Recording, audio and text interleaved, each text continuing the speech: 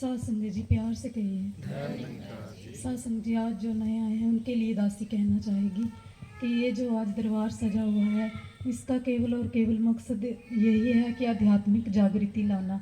कोई ये नहीं कि आपकी वेशभूषा को या पहनावे को या फिर आपके धर्म का परिवर्तन किया जाएगा। नहीं सत्संग जी, आप जैसे भी रह रहे हो रहिए, आप जो भी खा रहे हो खाइए, आपका कोई भी किसी भी प्रकार का जो है परिवर्तन नहीं किया जाएगा।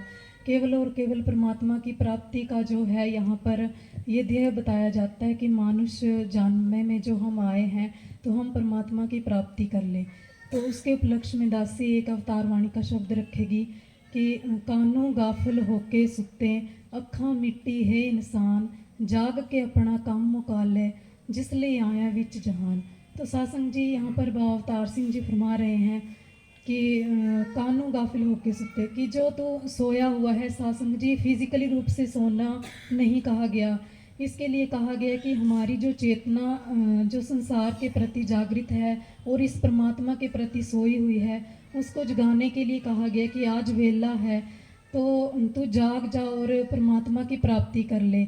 और जिसके उस परमात्मा के बारे में कहा गया जिसके लिए रामचरितमानस में हम पढ़ते आए हैं।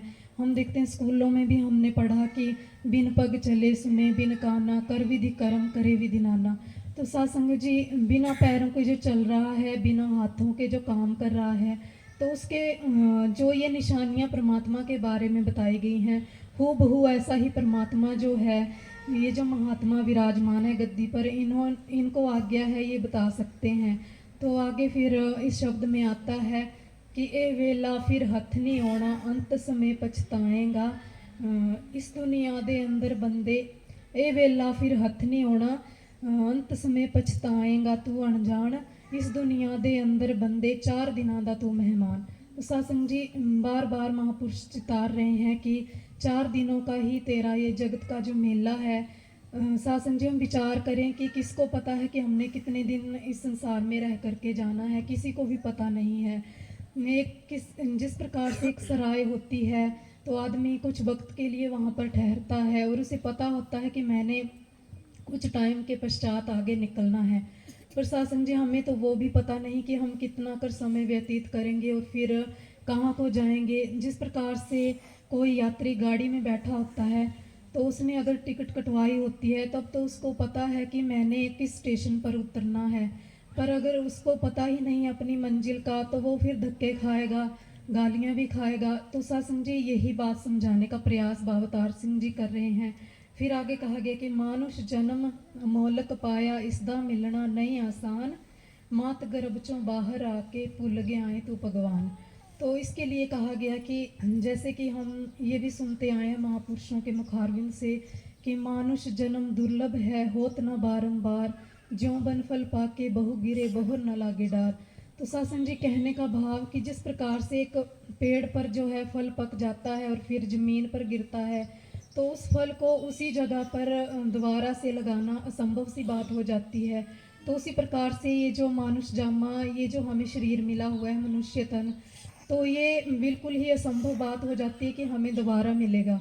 तो उसके लिए तो फिर हम कई बार कथाओं में या कहीं भी जो जहाँ पर धार्मिक बात चल रही होती है सुनते हैं कि 84 लाख जूनों के पश्चात ही हमें ये जो है प्राप्त होता है। तो सत्संग जी ये जो है आखिरी बात कही गई, आखिरी पौड़ी कही गई कि अगर हम मान लें तब तो मुबारक है, अगर नहीं मानते हैं तो भी हमारे ही हाथ में ये बात है सत्संग जी। तो फिर आगे कहा गया अपने आप तो तू ना वाकिफ, अपने आप तो तू ना वाकिफ, सतगुर कोलों कर पहचान, चलिया तेरा मालिक केड़ा, जिसदे ने पिंड परान। तो सत्संग जी कहा गया कि अपने कोलों तू ना वाकिफ है, तुझे पता नहीं है कि तू है कौन, तू कहाँ से आया है, कहाँ को तुझे जाना है, और तेरे अंदर कौन बोल रहा है कि ये मुझे फलाना रोग है या मुझे फलाने पदार्थ की जो है चिंता सता रही है। तो कौन वो चीज़ है सत्संग जी जो चेतना जो है जागृत कर रही है। तो फिर आगे कहा गया कि चलिया तेरा मालिक केड़ा, जिसदे ने पिंड प्राण। तो सत्संग जी कहा गया कि ये जो तेरे अंदर प्राण है, जब तू सोता है तब भी सांस ले रहा है, हम तो देखते हैं कि हम जब जाग रहे होते हैं तब तो हम सांस ले रहे होते हैं, पर सत्संग जी जब हम सो जाते हैं तो हम विचार करें कि किस प्रकार से हमारे अंदर जो है वो सांसों का आना जाना लगा हुआ है। तो सत्संग जी ये बागडोर किसने संभाली हुई है, तो आज हम इसके बारे में जान सकते हैं।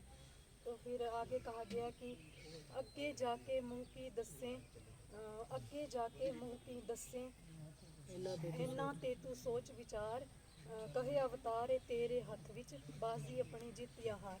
तो आगे यहाँ पर बाबा अवतार सिंह जी ने फैसला कर दिया कि ये तेरे हाथ में है, तो इस बाजी को जीत भी सकता है, चाहे तो ऐसे ही बैठा बैठा हार भी सकता है। तो सत्संग जी ज़्यादा टाइम ना लेके प्यार से कहिए।